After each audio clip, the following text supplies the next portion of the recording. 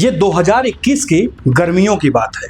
CM Yogi Adityanath को सूबे की सत्ता संभाले हुए पूरे 4.5 बरस हो चुके थे। केवल 9 महीने का समय बाकी था 2022 के विधानसभा चुनाव के शुरू होने में। आसमान में सूरज की तपिश बढ़ने के साथ ही सूबे का सियासी पारा भी तेजी से बढ़ रहा था।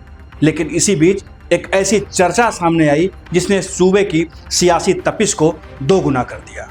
वो चर्चा थी उत्तर प्रदेश का सीएम बदलने की। इस चर्चा के बाद बीजेपी और आरएसएस के नेताओं की कई दौर की बैठकें हुई और ये सामने आया कि 2022 के चुनाव में यूपी में बीजेपी किसी और चेहरे को सामने लाकर चुनाव लड़ेगी। इसी बीच पार्टी हाईकमान को यह आभास हो गया कि उत्तर प्रदेश का मुख्यमंत्री बदलने से कहीं न कहीं चुनावी फैक्टर बदल जाएगा और नुकसान होगा भारतीय जनता पार्टी को कई सीटों पर। 4.5 सालों में योगी ने अपने सख्त तेवर और कड़ी कानून व्यवस्था के फैसले लेने वाली छवि के रूप में खुद को स्थापित कर लिया था।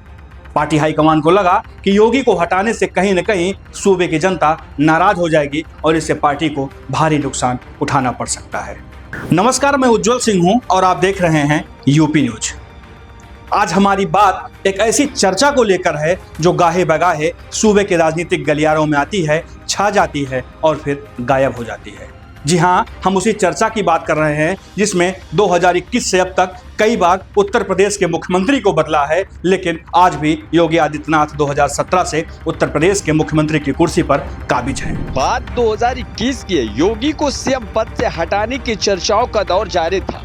इसी बीच नवंबर 2021 में प्रधानमंत्री नरेंद्र मोदी 56वें डीजीपी सम्मेलन में शिरकत करने लखनऊ आए। राजभवन में योगी ने मोदी से मुलाकात की। इसके बाद 21 नवंबर की योगी आदित्यनाथ के सोशल मीडिया अकाउंट एक्स पर एक तस्वीर पोस्ट की गई जिसमें नरेंद्र मोदी और योगी आदित्यनाथ साथ में टहल रहे थे और मोदी ने योगी के कंधे पर हाथ रखा था।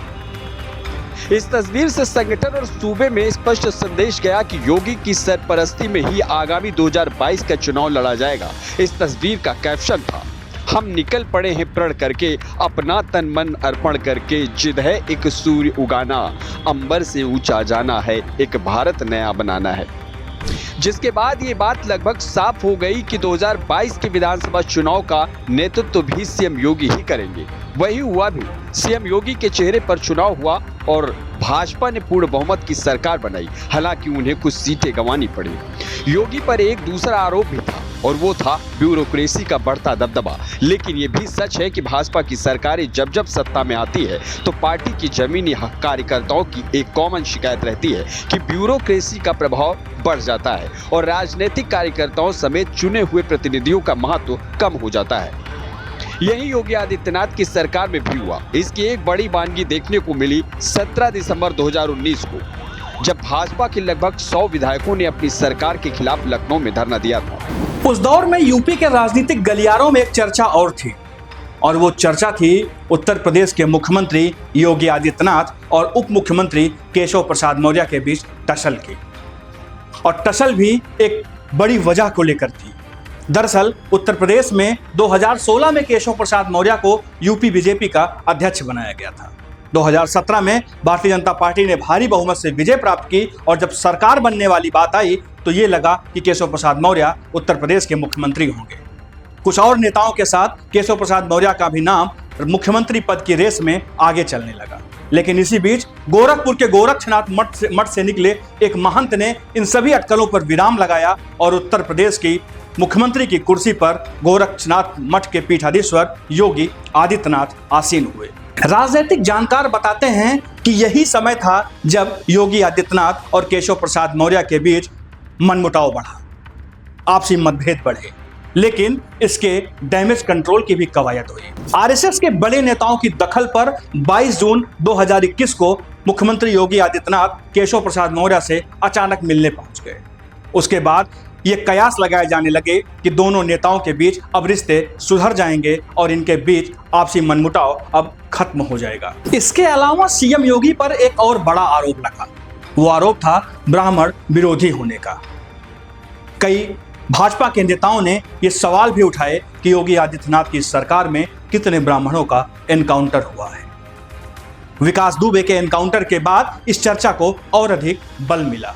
लेकिन इस बात का अनुमान इसी से लगाया जा सकता है कि वर्तमान में यूपी के 75 जिलों में 22 जिलों के जिलाधिकारी ब्राह्मण हैं।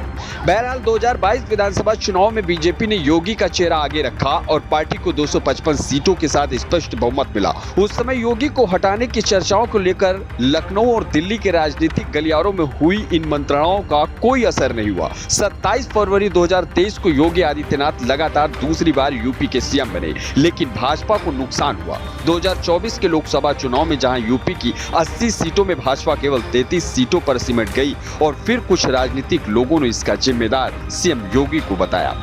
हालांकि अभी यूपी के विधानसभा चुनाव होने में तकरीबन 2 साल का समय बचा हुआ है और फिर से राजनीतिक गलियारों में यह चर्चा आम हो गई है कि उत्तर प्रदेश का मुख्यमंत्री बदला जाएगा। योगी के विरोधी लगातार इस बात की चर्चा में मशगूल हैं कि उत्तर प्रदेश में जल्द ही परिवर्तन होने वाला है और नए मुख्यमंत्री के रूप में कोई और सत्ता की कुर्सी पर काबिज होगा। लेकिन ये चर्चाएं कितनी मजबूत हैं ये तो आने वाला समय ही बताएगा।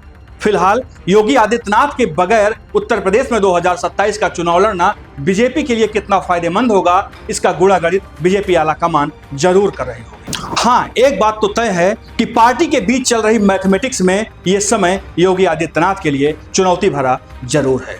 ऐसे ही तमाम वीडियो के लिए जुड़े रहिए यूपी न्यूज के साथ। तब तक के लिए दीजिए हमें इजाजत। नमस्कार।